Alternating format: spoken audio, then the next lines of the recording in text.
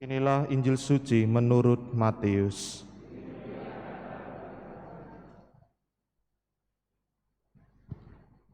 Dalam khotbah di bukit berkatalah Yesus kepada para murid-Nya, "Jika hidup keagamanmu tidak lebih benar daripada hidup keagamaan ahli-ahli Taurat dan orang-orang Farisi, kalian tidak akan masuk ke dalam kerajaan surga. Kalian telah mendengar apa yang difirmankan kepada nenek moyang kita, jangan membunuh. Siapa yang membunuh harus dihukum. Tetapi aku berkata kepadamu, setiap orang yang marah terhadap saudaranya harus dihukum. Barang siapa berkata kepada saudaranya kafir, harus dihadapkan ke mahkamah agama.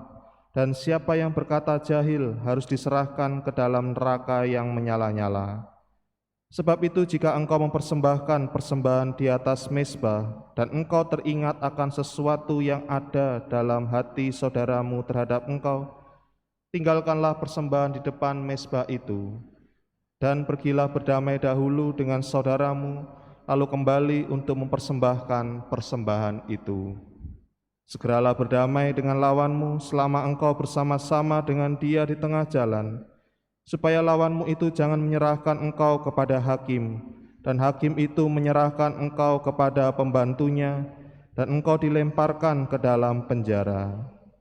Aku berkata kepadamu, sesungguhnya engkau tidak akan keluar dari sana sebelum engkau membayar hutangmu sampai lunas." Demikianlah sabda Tuhan.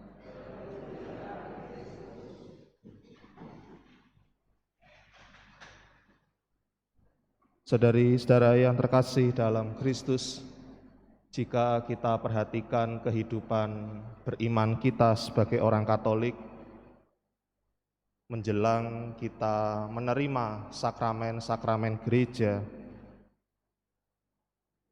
sakramen baptis, komuni pertama, krisma, perkawinan, bahkan sakramen imamat, ada sebuah pelajaran-pelajaran yang harus dilalui umat Katolik atau calon umat Katolik untuk pertama-tama bukan memperoleh siapa yang paling pintar, tetapi adalah semata-mata gereja membekali kepada calon umat Katolik dan kepada umat Katolik tentang hidup iman gereja yang nantinya pengetahuan yang mereka dapat bisa menuntun mereka pada jalan hidup yang benar sebagai orang Kristiani.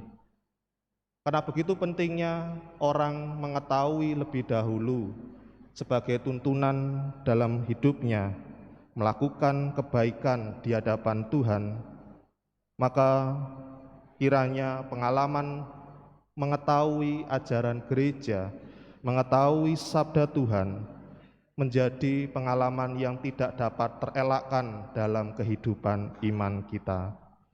Saudari-saudara yang terkasih dalam Kristus, dalam bacaan Injil hari ini, kita disuguhkan oleh bagaimana Tuhan Yesus mengajar kepada para murid-Nya soal sikap kehati-hatian para murid seperti yang dilakukan orang Farisi dan ahli-ahli Taurat. Jika hidup keagamanmu tidak lebih benar daripada hidup keagamaan ahli-ahli Taurat dan orang-orang Farisi, kalian tidak akan masuk ke dalam surga. Mengapa Tuhan Yesus mengatakan hal ini? Kita telah mengetahui bahwa ahli-ahli Taurat, orang-orang Farisi, adalah orang-orang yang mengerti ajaran-ajaran agama, orang-orang yang mengerti sabda Tuhan dalam kitab suci, tetapi dalam praktek bagaimana menghidupi atau menjalankan atau mengaplikasikan ajaran agama atau sabda Tuhan di dalam pengalaman hidup mereka, disitulah kelemahan orang Farisi. Mereka hanya mengetahui tetapi belum menghidupi apa yang menjadi ajaran agama mereka dan apa yang menjadi ajaran sabda Tuhan itu sendiri.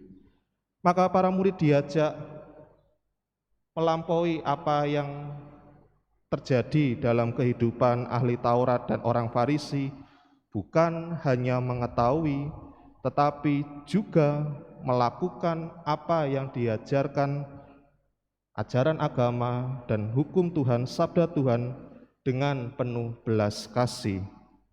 Maka inilah yang kemudian ketika Tuhan Yesus mengajar kepada para murid-Nya dalam Injil hari ini, mengajak kita untuk sekalian bahwa kita melakukan ajaran hukum gereja dan cinta kasih Allah dilakukan bukan hanya demi hukum itu sendiri sebagai peraturan, mungkin juga peraturan kita melakukan karena takut salah, tetapi semata-mata kita melakukan dengan penuh cinta kasih di dalam pengalaman hidup kita. Saudari-saudara yang terkasih, menghidupi sabda Tuhan di dalam hidup kita bukan hanya sekedar bagaimana kehendak kita menyesuaikan diri dengan kehendak Allah, tetapi juga bagaimana dalam pengalaman setiap hidup kita menghadirkan Allah di dalam pengalaman hidup kita. Paling tidak bagaimana orang bisa merasakan kehadiran damai dengan kehadiran diri kita. Disitulah salah satu bentuk bagaimana kita akhirnya bisa menilai apakah aku sudah menghidupi sabda Allah itu di dalam hidupku atau belum.